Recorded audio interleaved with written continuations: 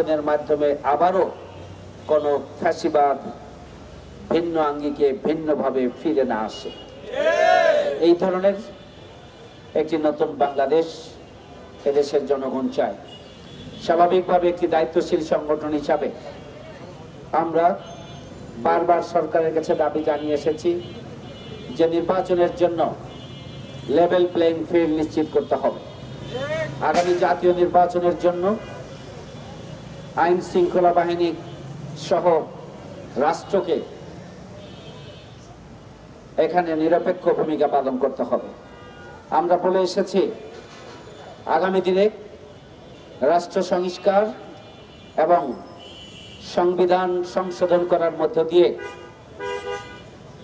জুলাই সনদ এবং জুলাই ঘোষণাপত্রকে আইনি ভিত্তি দিতে হবে এবং সেই জুলাই সনদের আইনি ভিত্তির মধ্য দিয়ে আগামী দিনে জুলাই সনদের মাধ্যমে জাতীয় নির্বাচন অনুষ্ঠিত হতে হবে। আমরা বারবার বলে এসেছি।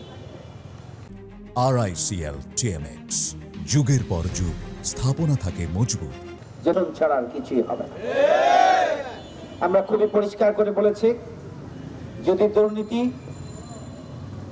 সন্ত্রাস, চাঁদাবাজ মুক্ত নতুন বাংলাদেশ প্রতিষ্ঠার জন্য এদেশের জনগণকে স্বতঃস্ফূর্তভাবে ভোট দিয়ে তাদের কাঙ্ক্ষিত প্রতিনিধি নির্বাচনের পরিবেশ তৈরি করে দিতে হয়, তাহলে অবশ্যই আগামী জাতীয় সংসদ নির্বাচন হতে হবে পিআর পদ্ধতির মাধ্যমে। যদি পিআর পদ্ধতির মাধ্যমে নির্বাচন না হয় তাহলে কালো টাকার ছড়াছড়ি নিয়ন্ত্রণ করা সম্ভব হবে না। যদি পিআর পদ্ধতির মাধ্যমে নির্বাচন না হয় তাহলে কোনোভাবেই সন্ত্রাস এবং ভোট বাক্স নিয়ন্ত্রণ এবং দখলের প্রতিযোগিতাকে থামানো যাবে না। যদি পিআর পদ্ধতির মাধ্যমে বাংলাদেশ জামায়াত ইসলামী একটি নির্বাচনমুখী গণতান্ত্রিক ইসলামী সংগঠন, বাংলাদেশ জামায়াত ইসলামী সকল গ্রহণযোগ্য নির্বাচনে অংশগ্রহণ করেছে, সকল গ্রহণযোগ্য নির্বাচনে অংশগ্রহণ করেছে। বাংলাদেশ জামায়াত ইসলামীর ইতিমধ্যেই ৩০০টি আসনে প্রার্থী নির্ধারণ করেছেন।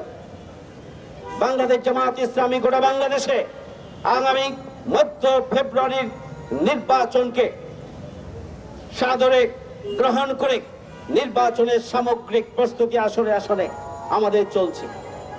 সংগ্রামী ভাই বন্ধুগণ, সুতরাং বাংলাদেশ জামায়াত ইসলামী নির্বাচন বিরোধী দল এটি বলার কোন সুযোগ নেই। বাংলাদেশ জামায়াত ইসলামীর বিরুদ্ধে চক্রান্ত এবং ষড়যন্ত্র করে লাভ হবে না।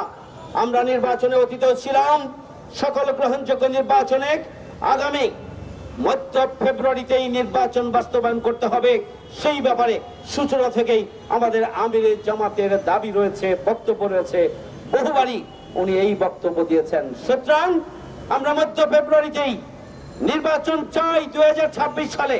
তার আগে অবশ্যই পিআর পদ্ধতির মাধ্যমে নির্বাচন দিতে হবে। তার আগে জুলাই সনদের আইনগত সাংবিধানিক ভিত্তি দিতে হবে এবং তার ভিত্তিতেই আগামী জাতীয় সংসদ নির্বাচন অনুষ্ঠিত হবে।